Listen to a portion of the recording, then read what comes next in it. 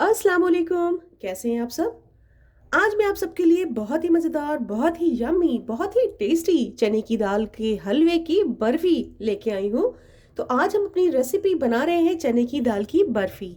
तो इसे आप चाहें तो चने की दाल का हलवे की तरह से भी इसे खा सकते हैं और चाहें तो इसे बर्फ़ी बनाकर बर्फ़ी की तरह से भी खाया जा सकता है। बहुत ही मज़ेदार, बहुत ही यम्मी, सभी की फ़ेवरेट। तो चलिए बनाना शुरू करते हैं। तो आज हम बनाने जा रहे हैं चने की दाल का हलवा, जिसके लिए मैंने चने की दाल ले रखी है। ये मेरे पास है 500 ग्राम, जिसे मैंने अच्छे से वॉश कर लिया था और वॉश करके मैंने ओवरनाइट सोक कर दिया था ताकि अच्छे से ये भीग जाए। और मेरे पास है 500 ग्राम चने की दाल। मेजरिंग कप से अगर आप नापें तो ये है 2.5 कप। अच्छे से ये भीग चुकी है, तो अब मैंने इसका सारा पानी ड्रेन कर दिया है। अब हम इसमें डालेंगे दूध। तो यहाँ पे आप दूध कच्चा या आपका पहले से बॉईल किया हुआ दूध, कोई सा भी आप इसमें यूज कर सकते हैं। तो मैं यहाँ पे ले रही हूँ 600 ग्राम दूध। तो हम देखते हैं कि दूध का लेवल दाल से थोड़ा सा ऊपर ही है। इसे अब हमें पकने रख देना है। यहाँ हमने दाल पकने रख दी है और अब हम देख रहे हैं कि इसमें दूध में भी थोड़ा थोड़ा उबाल आना शुरू हो गया है। तो इसमें पूरी तरह से एक बार उबाल आ जाएगा तो इसे हम लो फ्लेम पे कर देंगे और इसे लो फ्लेम पर इसे हमें पकने देना है जब तक कि दाल पूरी तरह से गल ना जाए। इसे पकने में कम से कम 20 से 25 मिनट लग जाएंगे। तो इसे अब हम पकने देते हैं। हमें अपने पतीली को कुछ इस कंडीशन में रखना है कि आधी खुली और आधी ढकी।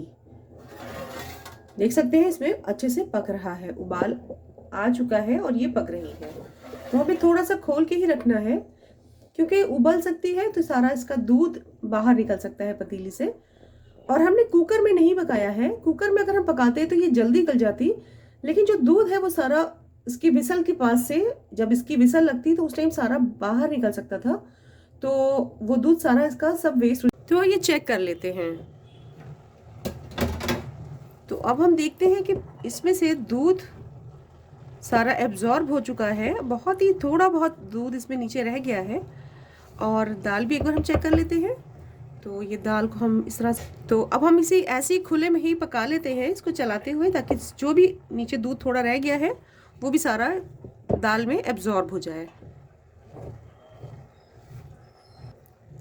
अब हमें दाल को पूरी तरह से ठंडा कर लेना है और दाल हमने यहाँ पर पीस कर ले ली है।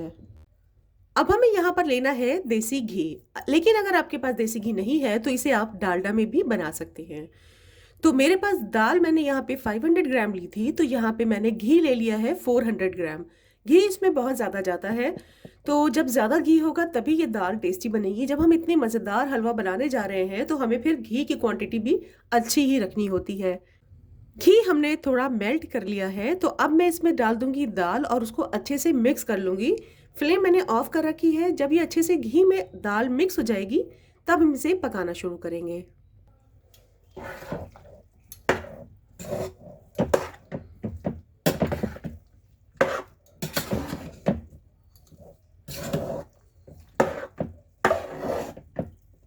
ये घी अच्छे से मिक्स हो गया है अब इसमें। तो मैं अब इसकी फ्लेम ऑन कर देती हूँ। अब हमें अपनी आस्तीनें चढ़ा लेनी है क्योंकि इस हलवे को पकाने में खूब जोर लगाना पड़ता है। तो बस अब करना क्या है, कभी लो कभी मीडियम फ्लेम पर इसे हमें पकाना है। तो जब आप पकाएंगे तो आपको आइडिया होता रहेगा कि अगर ज़्यादा तेज़ होने लगा है तो हम थोड़ा लो कर लें, और अगर बहुत स्लो काम हो रहा है तो थोड़ा सा मीडियम फ्लेम पे कर लें। तो हाई फ्लेम पे नहीं करेंगे, नहीं तो ये दाल जल सकती है।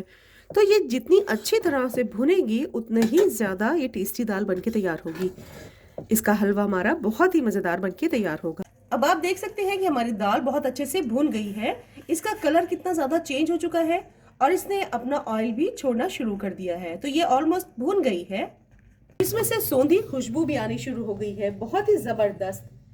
और इसे पकाते हुए मुझे लगभग 30 से 35 मिनट हो चुके हैं।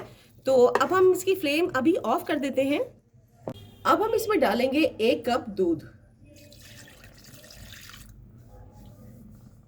अब हम इसमें ऐड कर देंगे 500 ग्राम चीनी।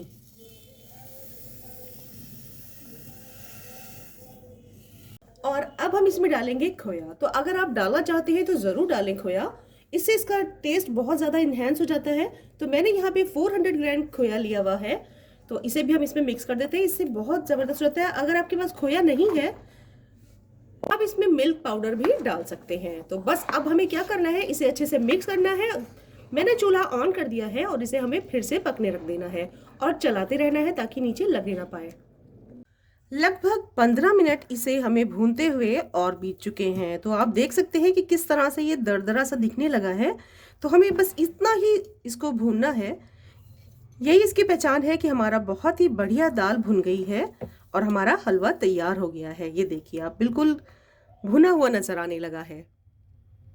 तो अब हम इसमें ड्राई फ्रूट ऐड कर देते हैं। इसमें मैंने डाल दिया है किशमिश और साथ ही हम डाल देते हैं इसमें थोड़े बादाम। तो आप अपनी पसंद के जो भी ड्राई फ्रूट्स डालना चाहें डाल सकते हैं। तो इन्हें हम मिक्स कर देते हैं। बाकी के ड्राई फ्रूट हम ऊपर गार्निशिंग में यूज कर लेंगे।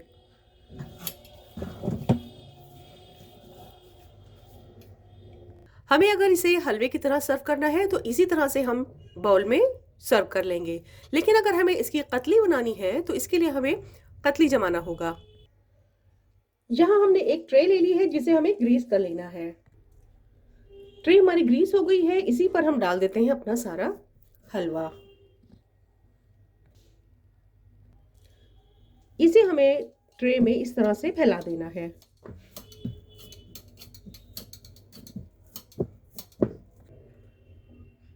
सेट हो गया है। लगभग 1 इंच हमने इसकी मोटान रखी है। यहाँ हम गार्निश कर रहे हैं बादाम की कतरन से।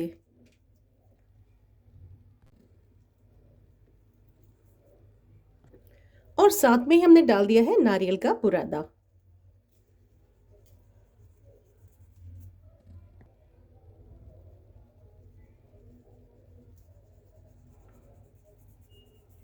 इसे हम दबा देंगे किसी फ्लैट कटोरी से ताकि ये अच्छे से चिपक जाए। इसमें हल्का हल्का हमने इसमें प्रेस कर दिया है। जो शेप हमें चाहिए है उस शेप में इसे हम कट कर लेंगे। तो इसके हम मार्क लगा रहे हैं ताकि जमने के बाद आसानी से इसके पीसेस निकाले जा सकें। क्योंकि घी डला है तो घी जब जम जाएगा, विंटर्स है।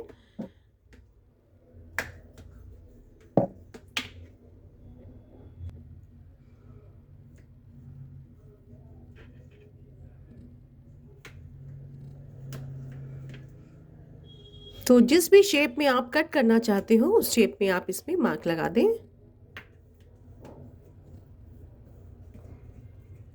चने की दाल की बर्फी बहुत ही बढ़िया शेप में कट गई है।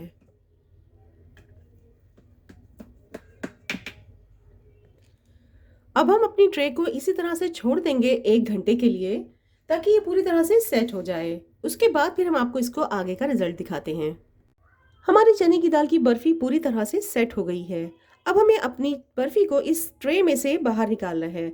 अब चूंकि ये हमने घी से बनाई है तो घी पूरी तरह से जमा हुआ है, तो ये अपनी ट्रे में अच्छे से चिपक गई है। तो इसे हमें बाहर निकालने के लिए इसे हमें हल्की हल्के से इसको गैस पे हीट देनी होगी, जिससे ये थोड़ा सा लूज पड़ जाएगी। क्योंकि नीचे हमने घी लगाया था ट्रे में, तो वो थोड़ा सा जब ये मेल्ट होगा तो इसे निकालना, बाहर निकालना बहुत ही आसान हो जाएगा। तो सबसे पहले हम अपनी गैस ऑन कर लेते हैं और लो, बिल्कुल बिल्कुल लो कर ली है मैंने। और अब मुझे इस तरह से हल्का हल्का सा इसको हीट देनी है सब तरफ से। कुछ सेकंड्स का बस हम देंगे, ज्यादा देर के लिए नहीं। सब तरफ से हमें इसको हीट देनी है इस तरह से। तो बस हो गया, इसे हटा देते हैं। तो बस अब हम इस तरह से इसको निकालेंगे। देखिए ये पूरा लूज हो गया। तो पहले हम सारा ही निकाल लेते हैं। जब ये लूज हो जाएगा ना तो निकाल के पूरी पूरी कतली निकालना बहुत ही आसान हो जाएगा।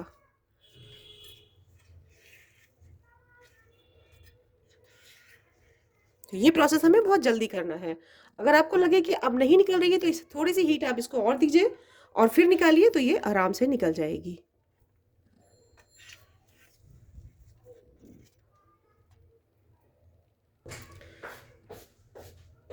तो ये देखिए हमारी कितनी अच्छी बर्फी ये बन के तैयार हुई है।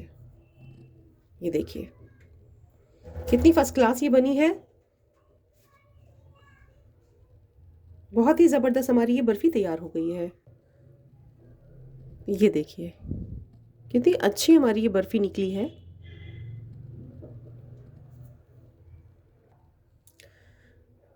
घर में सभी को बहुत ज़्यादा पसंद आने वाली, चाहे बच्चे हों, चाहे बड़े हों, सभी को बेइंतहा पसंद आने वाली, क्योंकि ये इतनी ज़बरदस्त होती है कि इसे कोई कह ही नहीं सकता कि हमें पसंद नहीं है। बनाना भी आसान है और खाने में तो है ही टेस्टी। इस रेसिपी को आप एक बार ज़रूर बनाएँ और ज़रूर ट्राई करें। मुझे उम्मीद है मेरी रेसिपी आपको बहुत पसंद आई होगी। मेरी रेसिपी अगर आपको अच्छी लगी है तो इसे लाइक, सब्सक्राइब करना ना भूलें और बेल आइकन को प्रेस करना बिल्कुल ना भूलें, ताकि मेरी आने वाली हर नई नोटिफ़िकेशन आपके पास सबसे पहले पहुँचे। तो एक बार फिर मिलते हैं एक बहुत ही नई रेसिपी के साथ। तब तक के लिए अल्लाह हाफ़िज़।